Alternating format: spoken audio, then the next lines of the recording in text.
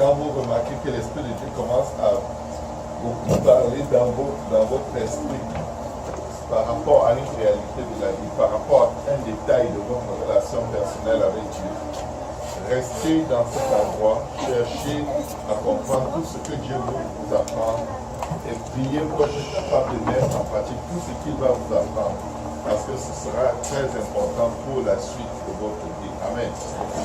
Gloire au nom de Jésus. Donc, je vais essayer de ne pas être long, et avec l'aide de Dieu, je crois que je vais y arriver. Amen.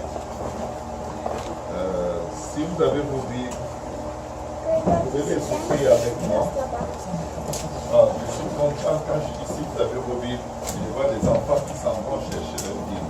Ça là, c'est puissant. Amen. Alléluia, ça c'est vraiment ça. On va ouvrir leur Bible. Amen. Dans le livre d'Ecclésiaste. Amen. Ecclésiaste dans l'Ancien Testament.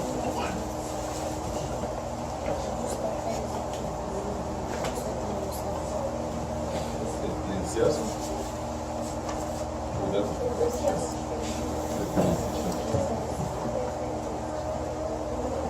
Wow. Elle trouve Ecclésiaste en moins de 30 secondes. C'est incroyable. Moi, à leur âge, si tu me disais Ecclésiaste, j'allais croire que tu as dit un bon mot. Un mauvais mot. Ça veut dire que c'est un livre de la Bible. Amen. Cette génération va nous dépasser. Et c'est la volonté de Dieu. Wow. Ecclésiaste, elle ouvre sa Bible par Ecclésiaste.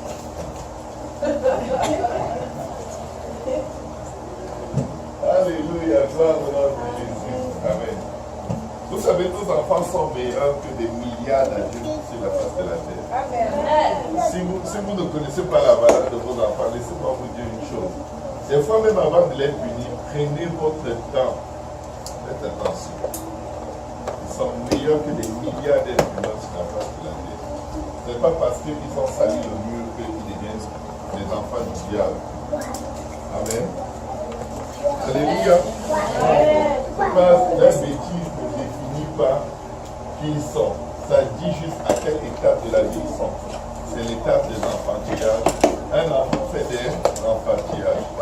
Mais sachez qu'ils valent, ils sont mieux, ils sont plus avancés que des milliards de personnes sur la face de la terre. Et essayons de ne pas crier sur eux parce qu'ils ne comprennent pas mieux quand on crie sur eux. Je ne sais pas pourquoi je dis ça, mais c'était un bon statut à ma vie.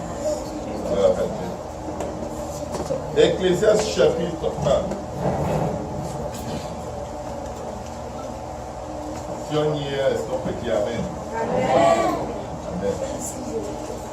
Alléluia. On va élever la voix, on va prier. Vous pouvez rester assis. Et Dieu va nous parler. Amen. Éternel des armées, dans le nom de Jésus. Papa, nous nous tournons vers toi parce que nous sommes là pour toi et tu es là. Seigneur Jésus, viens parler à nos cœurs comme jamais auparavant. Parle, Seigneur. Parle parce que tes serviteurs et tes servantes t'écoutent. Parle parce qu'ils veulent retenir, Seigneur. Parle parce qu'ils veulent te voir agir dans leur vie.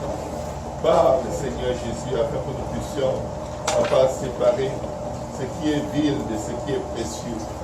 Et que, Seigneur, nos vies changent en tes mains, Seigneur. Parle, Seigneur, car tes serviteurs t'écoutent. Parle, Éternel des armées. Parle à ton peuple. Parle-moi, Seigneur. Aide-moi à disparaître et à libérer ta parole sans crainte ni faveur. Et que l'âme de quelqu'un soit plus rapprochée de toi que jamais auparavant. Au nom de Jésus. Amen. Gloire au nom de Jésus. Ecclésiaste chapitre 1, verset 1 à 3, la Bible nous dit: parole de l'Ecclésiaste, fils de David, roi de Jérusalem. Vanité de vanité, dit l'Ecclésiaste. Vanité de vanité, tout est vanité. Et l'avantage revient-il à l'homme de toute la peine? Que quelqu'un dise toute la peine. Toute la peine. Que quelqu'un dise toute la peine. Toute la peine. Qu'il se donne sous le soleil. quel avantage revient-il à l'homme de toute la peine? On se donne la peine de manger. Et après quoi? Tu peux manger tous les jours de ta vie au point de devenir comme un éléphant. Et après quoi? Amen. On se donne la peine de boire. Et puis quoi? La Bible dit que quand le Fils de l'homme reviendra, les hommes seront en train de manger et de boire, de se marier et de marier leurs enfants. Les gens seront en train de construire des maisons le jour où le Seigneur revient. Écoutez, le jour où le Seigneur revient, le monde sera comme il est maintenant. La méchanceté de l'homme aura augmenté. Et je vais vous dire une chose, si vous êtes dans cette génération, vous allez faire pire que tout ce que vos parents avant vous ont fait. Le mal que vos parents ont fait, si vous vivez dans le mal, vous allez faire pire que eux. Si vous vivez dans le péché, les péchés des gens de la dernière génération vont dépasser les péchés de tous ceux qui ont existé avant. Et si vous vivez dans la justice, votre justice va dépasser la justice de toutes les générations qui vous ont précédé. Amen. Si vos parents priaient et que vous êtes un peuple qui prie, votre vie de prière va dépasser tous ceux qui vous ont précédé, qui ont un lien de sang avec vous. Pourquoi? C'est comme ça. C'est une décision divine. Qu'à la fin des temps, tout va être accentué. Je vais vous dire une chose. La parole de Dieu dit même qu'il y aura une tribulation telle qu'il n'y en a jamais eu auparavant depuis que la terre existe et telle qu'il n'y en aura jamais après. Tout sera extrêmement accentué. Amen. Amen. Et le Seigneur dit pour ceux qui seront dans son œuvre que vous ferez des choses plus grandes que lui-même il a fait. Amen. Connaissant donc que quel que soit l'endroit où nous allons nous situer, nous allons être pires, que ce soit dans le bien, que ce soit dans le mal. Je viens dire à quelqu'un aujourd'hui, choisis le bien. Amen. Choisis de faire ce qui est agréable à Dieu. Choisis de faire ce qui plaît à Dieu. Choisis de faire ce qui compte pour Dieu. Parce que si tu choisis l'autre côté, tu vas être pire que ton père, ton grand-père, ta grand-mère, tes oncles, même les plus éloignés, cette génération avant toi. Tu vas être pire que les premiers habitants de l'endroit que tu appelles ton pays. Amen. Pourquoi? Parce que dans le dernier temps, pour ceux qui veulent marcher dans la justice de Dieu, ils auront le Saint-Esprit. Ils auront la puissance de Dieu pour vivre pour Dieu. Et je vais vous dire une chose aussi qu'il ne faut pas oublier, c'est que pour ceux qui vont choisir de marcher dans les mauvaises voies, dans les voies corrompues, pécheresses, les voies de compromis, vous allez être pire en termes de corruption que tous ceux qui vous ont précédés, parce que c'est avec l'esprit de l'Antéchrist que vous allez opérer. C'est avec une malice développée, une malice sophistiquée, avec un amour du péché très très intense, très profond, mais en même temps très dissimulé, subtil, qui est tel que on arrive à un endroit où on se ment tellement à soi-même que ça devient une vérité pour nous. C'est pas que tu vas te mettre et dire oh je suis un méchant, mauvais, non. Tu vas être tellement méchant mais ce sera caché. Tu vas être tellement mauvais, tellement malhonnête, tellement infidèle, mais ce sera caché. Amen. Amen. Ton pire ennemi, tu ne le connais même pas. Tu ne connais même pas ça. Mais c'est la personne qui est à côté de toi tous les jours. Et elle a des opportunités de te faire du mal, elle ne veut pas, elle ne le fait pas. Elle veut gagner tellement ta confiance que tu es capable d'enlever ton nom sur l'acte de naissance de tes enfants et mettre son nom. Oh oui, ça dit que tu es capable de donner ta vie pour cette personne-là. Parce que la personne prend le temps de gagner ton cœur, ton âme, ton esprit, ta pensée. Parce que la personne veut tellement bien préparer son pour que le jour où elle tire sur toi, tu meurs raide. Et personne ne remarque que c'est cette personne qui t'a tué. Oh oui. Les ennemis dont vous citez les noms là, ce n'est pas des vrais ennemis. Parce que vous les connaissez déjà. Le pire ennemi que nous avons, nous le voyons tous les matins, mais nous ne savons pas. Nous prenons soin de lui. Dès qu'on se réveille, on va le saluer, on le regarde au miroir.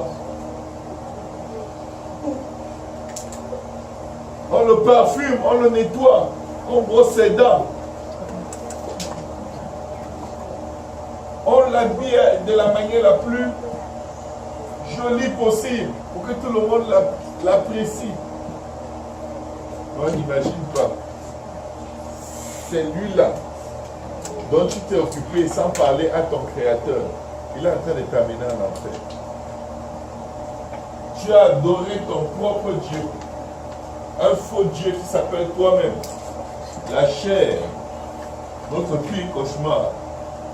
L'apôtre Paul disait qu'il me délivrera de ce corps de la mort.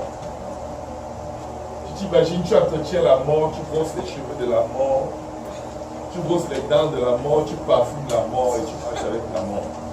C'est ta mort parce que tu n'es pas allé voir Dieu avant. Pour soumettre cette mort à l'autorité de Christ afin qu'elle devienne vie. Et tu prends ce corps, tu cours. Je dois rattraper l'autobus parce que je dois être à l'heure. Je dois faire ceci. Les enfants vont aller à l'école. Il faut que j'aille vite m'occuper d'eux. Tu marches avec le corps de la mort. Vous savez qu'un autre corps n'est pas couvert du sang de Jésus, que c'est le corps de la mort. C'est-à-dire que c'est la chair et ses œuvres qui est en train de nous entraîner loin des voies de Dieu, loin de la volonté de Dieu, et qui va nous remercier avec l'épuisement et les maladies. La Bible dit qu'il n'y a rien de bon dans la chair. Et quand nous lisons l'Ecclésiaste, je vais vous dire juste pour que vous compreniez un peu l'Ecclésiaste. L'Ecclésiaste a utilisé sa chair dans tout. Il a bu, il a mangé, il a construit les maisons, il a eu les femmes, il a acheté les animaux, il a fait la science, il a fait toutes les technologies qui existaient. Il pouvait avoir tous les doctorats qu'il y a sur la face de la terre. Il a tellement tout cherché, tout goûté, qu'à un moment il s'est arrêté d'ici. Vous êtes sérieux? C'est pour tout ça que l'être humain vit sur la terre. C'est du vent. C'est du vent, c'est le grand frère du vent. Ça s'appelle vanité. Et recherche du vent. L'homme le plus riche qui ait jamais eu sur la face de la terre, le plus sage après le Seigneur Jésus. Ça dit, nous voulons être comme Jésus, n'est-ce pas? Voici quelqu'un qui avait tout le caractère intellectuel que Dieu seul possède. Mais il marchait dans son cercueil tous les jours. Salomon n'avait pas de relation avec Dieu. Salomon avait la mémoire de Dieu. Comme très souvent, on a la mémoire de Dieu. Je vais vous dire comment on vit quand on a la mémoire de Dieu. Tu te lèves le matin, tu cours directement dans tes occupations. Et tu essaies de prier pendant que tu fais tes occupations. Tu as la mémoire de Dieu, tu n'as pas une relation avec Dieu. Si tu as une relation avec Dieu, tu vas commencer avec Dieu.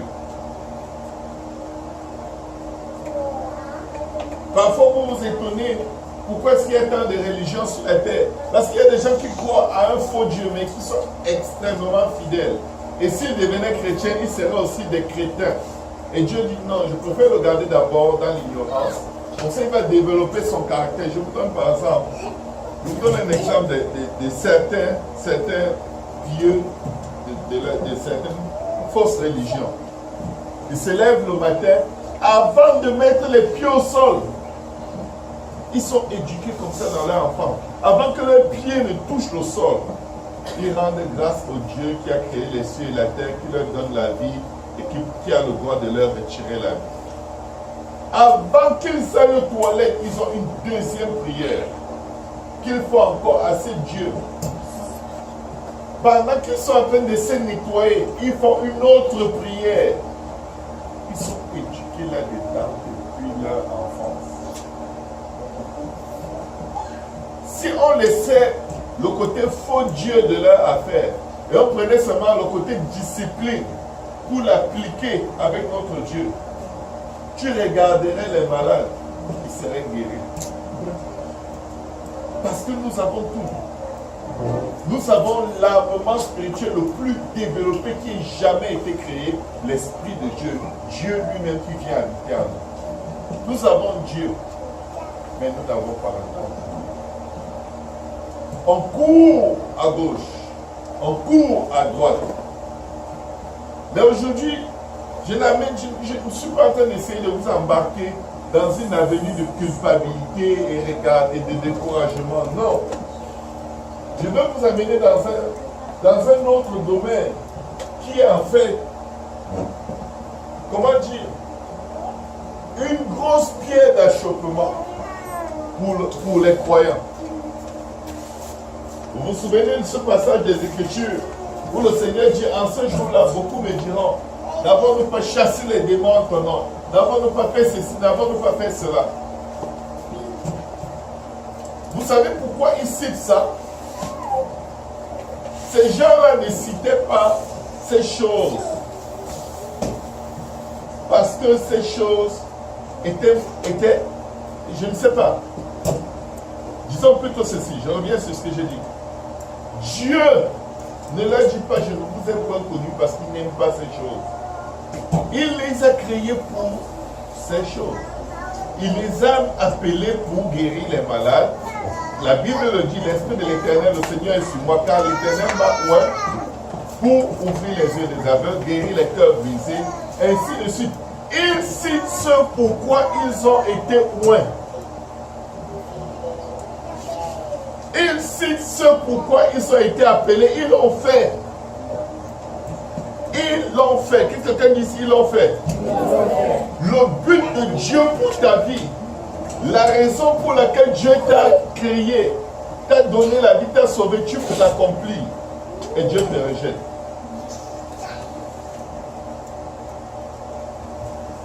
Pourquoi?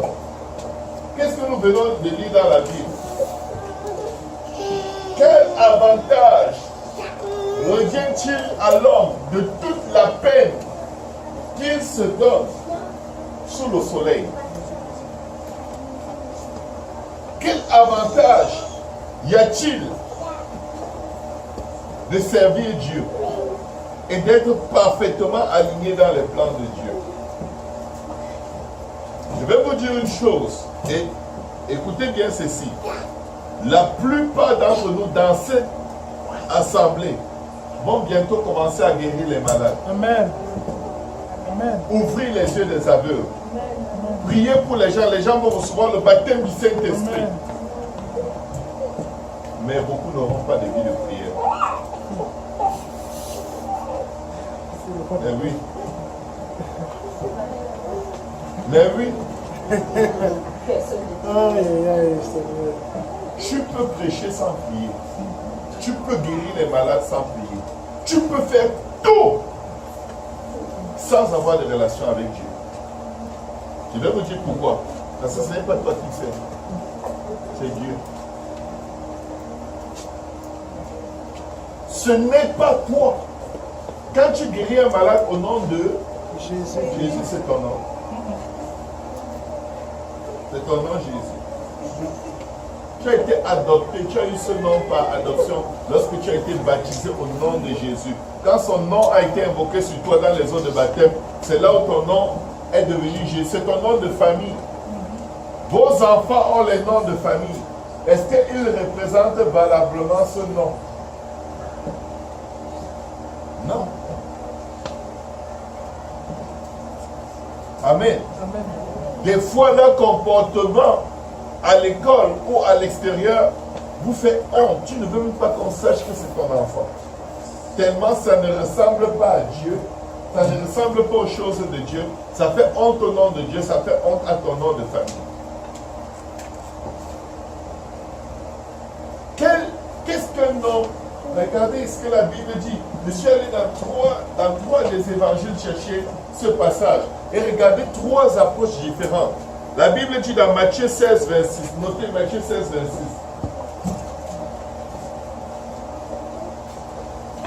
26. Et que servirait-il à un homme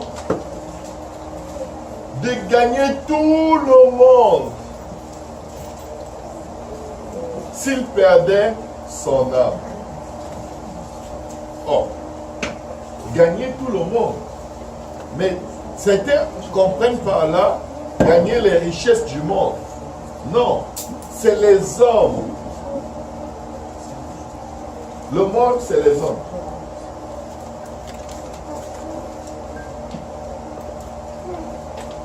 Tu peux gagner les hommes à Jésus. Jésus te dit, je te connais pas. Parce que nul ne vient à Christ le Père qui est dans les cieux ne l'attire. Et il le sauvera au dernier jour. Aucun de nous ne gagne personne. Aucun de nous n'attire personne. Nous donnons une image de Christ. Notre lumière brille. Les hommes voient et ils sont attirés à Dieu. Parce que l'Esprit de Dieu nous utilise comme instrument de salut. Comme exemple. Amen. Quelqu'un peut te complimenter pour ta modestie dans ton habillement. Parce qu'il te dit, waouh, quand je vois une sœur habillée comme toi, j'ai envie d'aller dans ton église. Et tu es comme, waouh, la sainteté, ça marche. Est-ce que tu as prié sur la tête, honnêtement? Tu as l'apparence de la piété. Ton apparence est utilisée par Dieu, mais toi-même tu es perdu. Tu es perdu. Oui, quelqu'un t'a vu, ça l'a touché, ta façon polie de parler l'a touché, mais est-ce que tu as une relation avec Dieu? Non. Tu es chrétien par éducation, par entraînement, par discipline de vie, mais tu n'as pas de relation avec Dieu.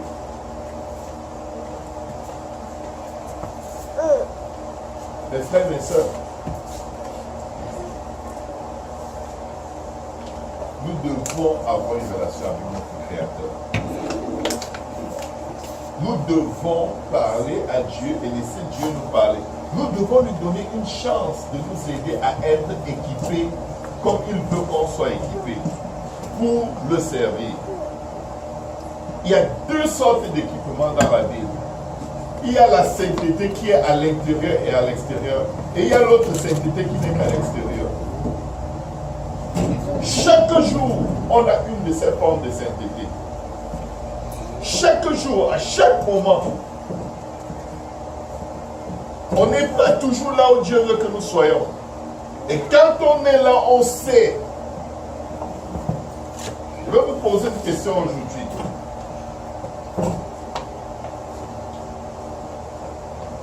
Quelle est la première chose que vous aurez à dire à Dieu s'il vous demandait votre souffle et que vous vous retrouvez devant lui? Vers quoi est-ce que vous allez retourner vos pensées en premier? Est-ce que j'allais à l'église? Est-ce que je demande à Dieu? Est-ce que j'évangélisais? Est-ce que j'aimais les gens? Je vous dis, très peu vont se demander, est-ce que je priais? Parce que directement, on peut se faire justifier devant Dieu par nos œuvres. Jésus leur dit, éloignez-vous de moi, je ne vous ai point connu parce qu'ils ont regardé à leurs œuvres. Ne vous faites pas voir par la justice de Dieu qui se manifeste dans nos membres. Ça ne veut pas dire que notre cœur est vraiment dans le Seigneur. Je me répète, ce n'est pas parce que vous ne mentez pas, vous n'êtes pas des voleurs, vous n'êtes pas des adultères, et ceci, c'est là que vous allez entrer au ciel. Si vous faites ces choses, vous êtes sûr que vous n'allez pas entrer. Mais si vous ne faites pas ces mauvaises choses, ça ne vous garantit pas que vous entrez. C'est vraiment l'intimité, un endroit où Dieu parle à ton cœur et non plus à ta tête. où il te dit, considère mes voies. Je t'ai donné le don, par exemple, le don de jouer à la guitare.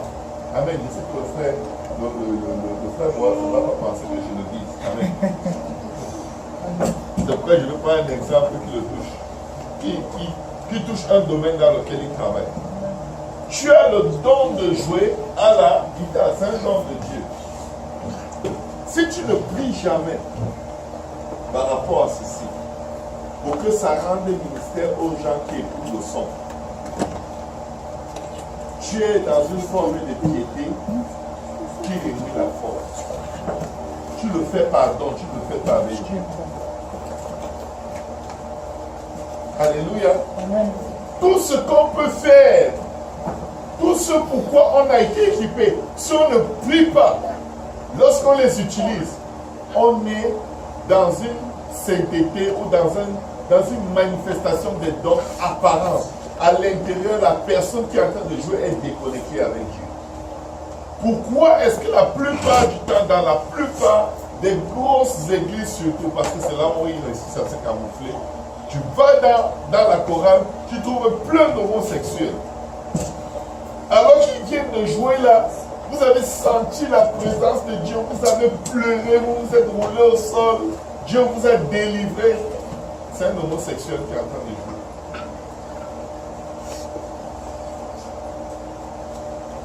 La présence de Dieu dépend de Dieu. Il a mis dans cette personne un don pour le servir, pour utiliser ce don dans la sainteté. Mais tu peux utiliser ton don dans l'iniquité et ça marche. Samson avait un don de Dieu. Il était né pour détruire tous les Philistins. Samson vivait chez les prostituées tous les jours. Une vie de débauche terrible. Je vous dis, quand les Philistins venaient, le don répondait.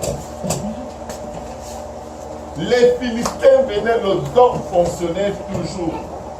Ce n'est pas parce que tu as un don que tu es approuvé par Dieu. Ce n'est pas ton don, c'est un don de Dieu. Le don a répondu. Et je vous dis, si ce n'était pas la grâce de Dieu, le jour où on l'a attrapé pour crever ses yeux, Dieu allait permettre que le don réponde toujours. Et Samson allait finir en enfer. Mais Dieu, à un moment, a mis pause sur le don. Il n'a pas enlevé, il a juste permis que ça ne marche pas.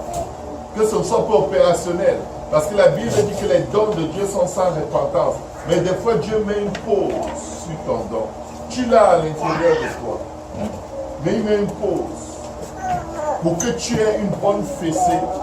Et que tu te réveilles pour réaliser à quel point tu es loin de Dieu. Et ce n'est pas parce que tu prêches bien, tu pries bien, tu chantes bien, tu danses bien, tu aides les gens à gauche et à droite. Tu es même prêt à sauter d'un immeuble pour secourir quelqu'un qui veut traverser la route au feu rouge. Alléluia. Nous ne devons pas nous faire avoir quand Dieu nous utilise. Dieu te bénit, tu prends $2000, tu offres à l'œuvre de Dieu.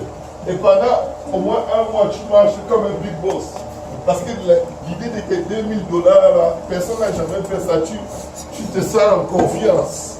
Tu ne pries pas, tu ne jeûnes pas, tu ne lis pas la Bible. Ah, le Seigneur est bon, hein? Dieu va me bénir parce que moi j'ai béni sa maison. Tu as route vers l'enfer. Si ton âme t'est demandée après que tu aies fait des grandes œuvres, la première chose que tu vas dire à Dieu, Seigneur, je suis content d'être arrivé devant toi. Puis c'est hier quand je donnais 2000 là, en fait je voulais même donner 20. Tu vas dire, tu me parles de quoi? 2000 quoi? 2000 poussières. C'est toi que je veux. L'or m'appartient, l'argent m'appartient, mais toi je te veux. Tu es en train de courir à gauche, à droite, courir, l'argent. Mais qu'est-ce que tu tires? Qu'est-ce que tu tires réellement de là? Qu'est-ce que tu tires de prêcher partout? Qu'est-ce que tu tires de prier partout pour les gens? Où es-tu quand Dieu a besoin que tu lui donnes sa créature? que tu te donnes à lui. Je vais vous dire une chose, mes frères, mais ça va peut-être vous choquer. Si un frère ou une soeur vous appelle à 2h du matin, vous dit je suis ici, je souffre, mon enfant est blessé, il saigne. Tu vas sortir de chez toi en catastrophe pour courir là-bas, enlever ta cape de Superman et essayer même de t'envoler pour arriver là hier. Le Dieu qui t'a donné ce don d'aider, il te dit, lève-toi pour prier. Oh Seigneur, tu sais, demain je dois aller au travail. Et si je dors au travail, mon patron va me chasser, Éternel. Je travaille trop pour toi, j'ai trop parlé de toi aux gens aujourd'hui, j'ai trop évangélisé. Et Seigneur, il n'y a personne qui travaille pour toi autant que moi. S'il te plaît, laisse-moi un peu me reposer. C'est le même Dieu. C'est la même nuit. L'homme t'appelle, tu cours. Dieu t'appelle, tu dis non. Tu te lèves le matin. Ting, WhatsApp. Quelqu'un t'écrit. Attends, je réponds vite avant de prier. L'homme t'appelle, tu cours. Dieu t'appelle. Tu dis, ok, je repasse tout mon habit avant de prier. Après, je me lave vite avant de prier. Après, je vais vite au travail avant de prier. L'homme t'appelle, tu cours. Dieu t'appelle, tu n'es pas là. Dès que tu vas arriver devant Dieu, Seigneur, quand on me réveillait à 5h, quand je recevais des messages WhatsApp à 3h du matin, je répondais. J'ai exhorté les gens. Les gens t'ont connu à cause de moi. Fidèle serviteur qui vivait sans toi. Quand on t'embauche, Jonas travaille dans les mines. Vous avez des matériaux, des outils bien précis avec lesquels vous faites votre travail. Si tu décides que bon, l'important est que je travaille, ok, maintenant je vais prendre les marmites de ma femme et tout ce qui est dans ma maison qui ressemble aux outils qu'on utilise au boulot, c'est ça que je vais utiliser. Et je vais utiliser mon ordinateur personnel. Tu arrives au boulot avec. On s'attend à ce que tu prennes les outils du boulot, on va trouver ta valise, tu sors les trucs de ta femme, tu poses, tu dis à ton boss, c'est ça que je vais utiliser aujourd'hui. Ton boss va te dire, monsieur Kofi, vous voyez la porte là, vous risquez de sortir par là si vous ne remettez pas vos choses de côté pour utiliser ce que nous, on vous a demandé d'utiliser. Est-ce que quelqu'un comprend ce que je veux dire? Amen. Si on vit pour Dieu, on parle de Dieu, on travaille pour Dieu, sans utiliser une vie de Dieu, une vie dans laquelle on passe du temps avec Dieu, on est en train de se moquer de Dieu. Tu ne peux pas rendre un ministère avec la chair et croire que tu vas amener quelqu'un au ciel. Tu vas avoir une satisfaction, une gloire personnelle. Mais ce n'est pas comme ça que Dieu voulait que tu le fasses. Ce n'est pas parce que tu as réagi par ton don que Dieu voulait que tu l'utilises. Je vais vous donner un exemple dans la Bible. Les menteurs gabanites s'approchent de Josué. Josué était choisi, point placé devant le peuple par Dieu. Josué a fait une erreur. Prendre pour acquis qu'il est le chef. Et c'est lui qui sait ce que tout le monde doit faire. Il fait une alliance avec les Gabonites sans prier.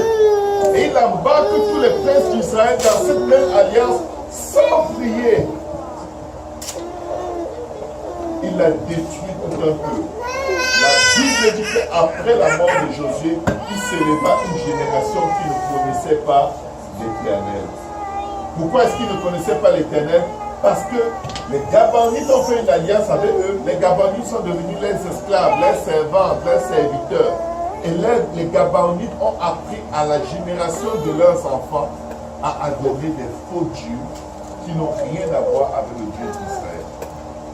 Israël, dès que Josué meurt, ils sont un peuple qui n'a aucune idée du Dieu qui les a sortis d'Égypte. Comment?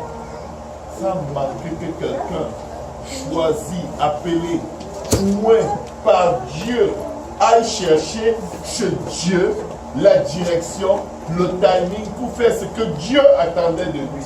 Il a détruit des dizaines de milliers de gens. Vous savez quoi? Nous le faisons tous les jours.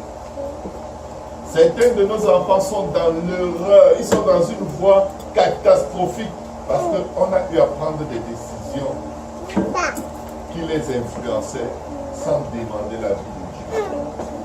On a pris des décisions sur la base de la fatigue. On a pris des décisions sur la base de... Même les enfants du pasteur font ça. Ça là, vous allez vous mettre le doigt dans l'œil jusqu'à l'omoplate si vous faites des choses avec vos enfants parce que les enfants du pasteur le font. Parce que si un enfant du pasteur rétrograde, je crois que là vous allez réaliser que non, on n'est pas ici pour suivre le pasteur et ses enfants, on est ici pour suivre Jésus. Alléluia. Il faut bien faire attention. Il faut faire attention. Suivons les Écritures, suivons la parole. La chair est faible et la chair de tout le monde est faible. Du pasteur et de ses enfants aussi. Ne projetez pas sur vos dirigeants des idéaux que vous n'avez pas dans vos propres vies. Oh, il est le pasteur, il n'est pas supposé faire ça. Toi qui dis là, toi, pourquoi toi tu le fais? Parce que tu n'es pas pasteur. Alléluia. Amen. Marc chapitre 8, verset 36 dit: mais que sert-il à un homme de gagner tout le monde s'il perd son âme? Tu peux gagner tout le monde. On va parler de toi. Il y aura des livres que tu as écrits. Il y a certains grands prédicateurs qui lisent leurs livres alors qu'ils sont en enfer. Oh, pour les regarder sur YouTube, ils sont en enfer. Ce n'est que le jour de leur mort qui attend. Ils vont aller en enfer. J'ai marché avec des gens qui disaient que non, eux, ils préfèrent acheter des encyclopédies parce que quand ils sont sollicités à gauche et à droite, ils n'ont pas le temps de prier, chercher la face de Dieu pour avoir un message. Ils ont des logiciels qui leur donnent des messages déjà préparés. Tu es en train d'aller prêcher la parole de Dieu. Le réma, c'est-à-dire la nourriture d'aujourd'hui. Tu es allé là chercher un logiciel. Mais tu as tué les gens. Tu ne vas pas leur prêcher ce dont leur âme a besoin parce que tu n'es pas allé demander à leur créateur de quoi est-ce que ce peuple a besoin aujourd'hui. C'est de la criminalité spirituelle. Tu vas tomber devant les gens qui doivent se repentir et tu vas leur dire: Dieu va te bénir. Tu es vraiment bien. Tu es comme ci, comme ça. Non, Dieu dit répands-toi. Si j'étais allé prier, j'allais te dire: Dieu dit répands-toi. Arrête de faire un exemple, ok? Ne regardez pas la salle. Ça va? C'est bon, bon, amen. Alléluia. Si je ne vais pas chercher la face de Dieu, vous êtes perdus. Je vous le dis. Si je ne prie pas pour avoir la parole de Dieu, on est en train de se fourvoyer. Priez pour moi. La seule responsabilité que vous avez, si je suis votre pasteur, priez pour moi. Si vous ne priez pas pour moi, en tout cas, il va vous faire apparaître les cieux de vos oreilles. Vous allez dire: il est puissant. C'est la sorcellerie. Ce n'est pas dans la Bible. Alléluia. Amen. Je sais. Les enfants de Dieu aiment la zone de confort. Le pasteur va tout préparer, il va juste servir, on va manger. Vous allez chercher Dieu pour vous. Si vous ne cherchez pas Dieu et que je suis dans l'erreur, comment vous allez savoir? Qu'est-ce qu'on est en train de faire là? Pourquoi est-ce que les faux prophètes prospèrent? Parce que les gens aiment le sommeil, ils aiment être confortables. Venir donner l'argent pour qu'on leur prophétise, on leur raconte des bêtises. Alors qu'ils doivent se repentir. Ils doivent se repentir. Ils doivent se repentir. Jésus dit que la repentance et le pardon des péchés soient prêchés en son nom. Il faut dire aux gens qui doivent se repentir. Amen. Nous devons tous nous repentir tous les jours. Il n'y a aucun autre message que celui que Jésus a demandé de prêcher. Amen. Il a dit dans Luc 24, verset 47, que la repentance et le pardon des péchés soient prêchés. Si vous vous repentez, Dieu va toujours vous pardonner. Amen. Mes frères, mes soeurs, n'entrez pas dans cette vague diabolique des promesses, des prophéties, de ceci. Je vais te dire une chose. Si tu marches comme Dieu veut que tu marches, on n'a pas besoin de prophétiser sur ta vie. C'est vrai. Amen. Personne n'a besoin de prier pour toi. Le bonheur et la grâce t'accompagneront tous les jours de ta vie. Amen. Et tu habiteras dans la maison de l'Éternel. Et tous les maisons, vous servirez l'Éternel.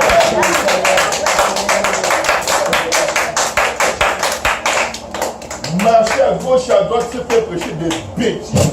Oh, l'onction des bêtises. Prends ton onction et va prier. Mes frères et sœurs, parlez bien. Flattez les oreilles. C'est la monnaie des derniers temps. Les pharisiens de nos jours, ils sont plus dangereux que les pharisiens du temps de Jésus. Sauvez-vous des pharisiens. Vous avez votre prédicateur préféré que vous allez regarder sur Internet. Qui vous a dit qu'il prie? Qui vous a dit que la parole qu'il dit là, c'est vraiment pour vous? Oh, il a parlé, j'ai senti que c'était à moi qui s'adressait. Je me suis tellement, oh Dieu, oh Seigneur. 2 jours après, tu es toujours la même personne. Rien n'a changé. Tu as toujours les mêmes paresses. Tu as toujours ta même distance par rapport à Dieu. Tu vis toujours une vie où Dieu t'utilise alors que tu n'as aucune relation avec Dieu. La plus grande vie de misère pour un enfant de Dieu sur la face de la terre, c'est être utilisé alors que tu n'as aucune intimité avec Dieu. Tu es misérable, tu es comme un papier hygiénique. Vous savez, quand on va aller aux toilettes, tout ce qu'on fait avec le papier hygiénique, c'est comme ça que tu es. C'est très dangereux. Dieu va t'utiliser, mais après il va te flasher. On se souviendra de toi, on ne peut même plus te recycler.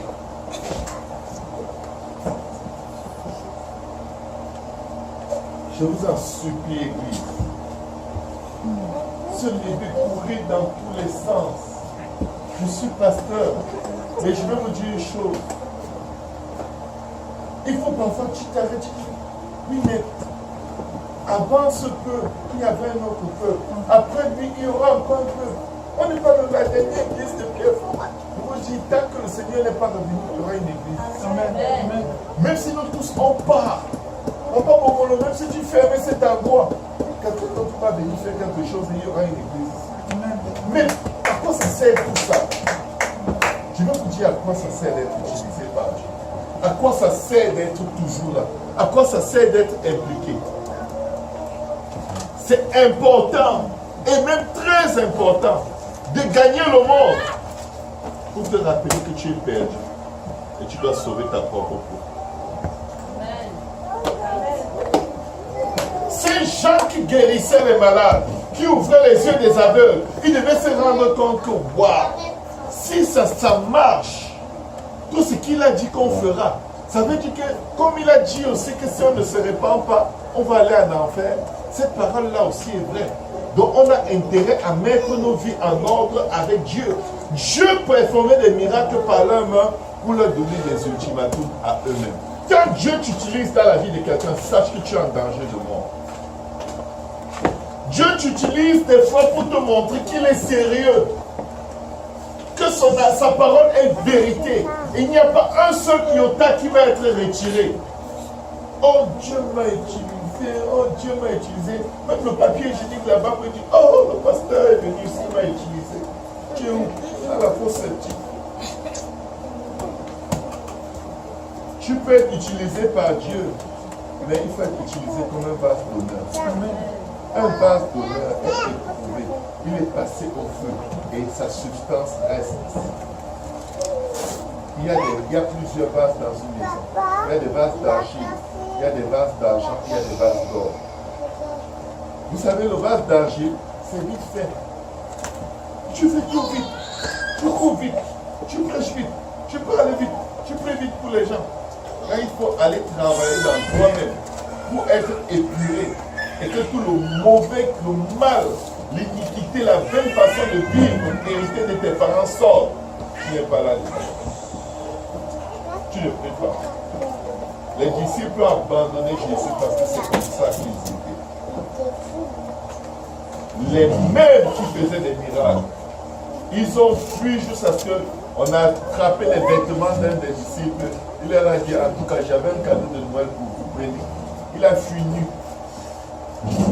Les mêmes qui ont chassé tous les démons de la Judée, de la Samarie, ils ont fui. Pierre a trahi le Seigneur. C'est à cause de l'absence de prière. L'absence d'une intimité face à face avec Dieu. Tu peux travailler pour Jésus lundi et travailler pour Satan mardi. Et malheur à nous si mardi, pendant qu'on travaille pour le diable, notre souffle nous est redemandé. Parce que là où un arbre tombe, c'est là où il meurt. Il faut chercher Dieu. Cherchons Dieu. Cherchons Dieu. Ne cherchons pas les dons. Les dons suivent ceux qui cherchent Dieu. Ne cherchons pas les miracles. Les miracles suivent automatiquement ceux qui cherchent Dieu. C'est comme si tu passes ta journée à chercher le carburant. Je veux le carburant. Tu as une voiture? Non. Tu veux le carburant? Pourquoi faire? Ah, pour que les gens disent que moi aussi j'ai le carburant. Tu gardes le carburant dans ta maison, ça peut exploser et tuer tout le monde. Tu veux le carburant, pourquoi? Où est le vase? Où est la voiture pour contenir le carburant? Ah, on ne sait jamais. Dieu peut me donner une voiture un jour. En attendant, quand le carburant est à bas prix, je cours, j'achète. Vous connaissez quelqu'un qui a déjà fait ça? C'est ça qu'on fait avec Dieu.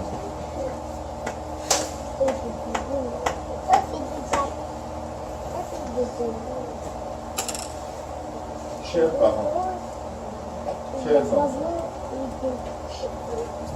nous répétons ce que beaucoup de gens avant nous ont fait. Mais nous devons décider aujourd'hui que ce ne sera plus mon histoire. Si tu arrives en retard au travail parce que tu priais et qu'on te chicane, Dieu est en train de préparer pour toi un meilleur boulot, mieux payé. Arrêtons de se mentir. Oh, sinon je vais arriver en retard. Pourquoi tu pries d'abord en retard? Le problème n'est pas le retard au travail. Tu pries en retard, pourquoi? Parce que tu étais sur YouTube jusqu'à 2 h du matin. Maintenant tu as prié en retard. Il n'y a pas de prière accélérée. Même si tu parles vite là, tu es au point 0, tu n'as même pas fait un pas. Alléluia. Église, peut-être que vous allez me trouver Dieu. Je ne suis pas Dieu. Je veux rester dans la vérité.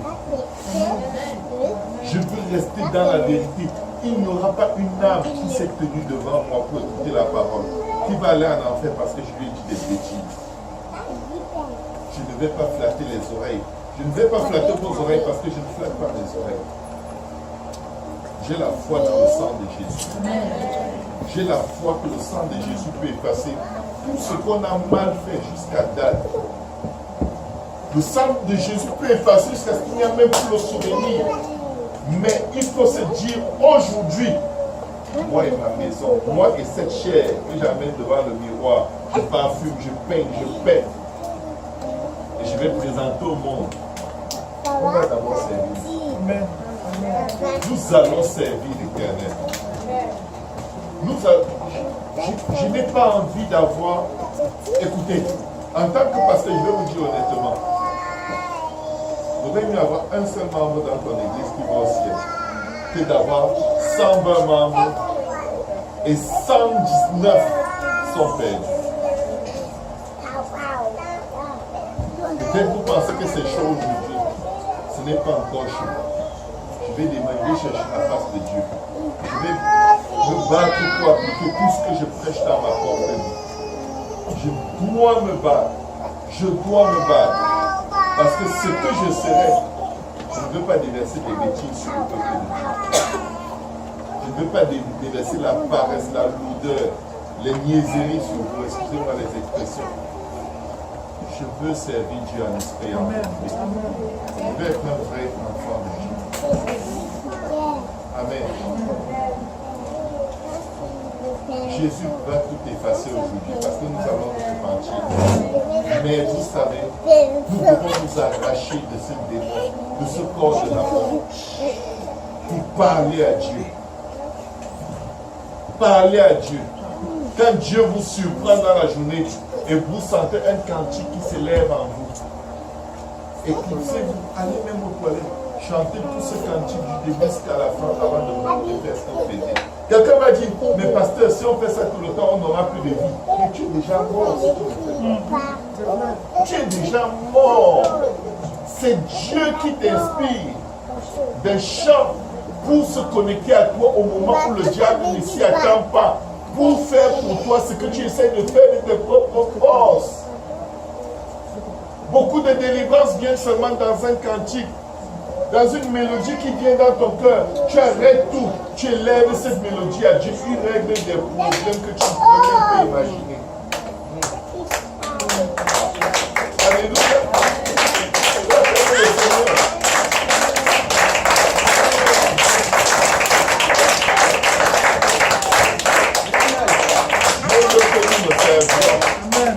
Mais à sa façon, pas par la routine, pas par les habitudes, à la façon de Dieu.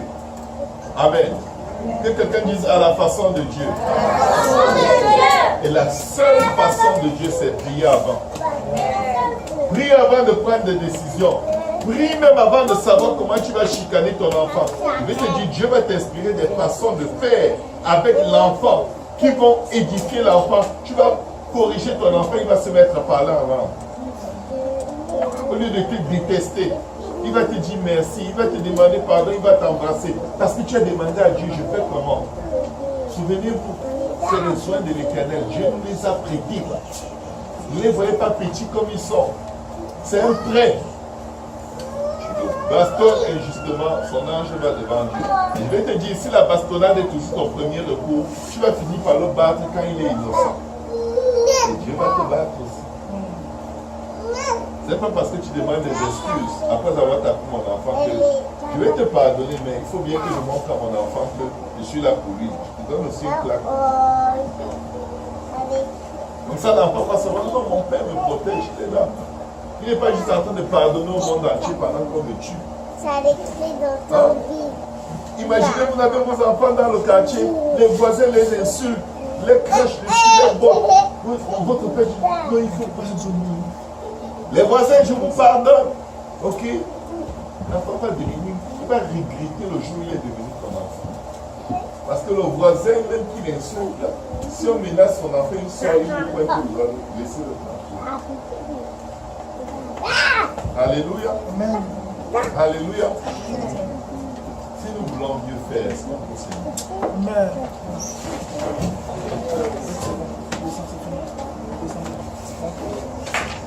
Moi, je suis fatigué. Je suis fatigué d'une vie de chrétien.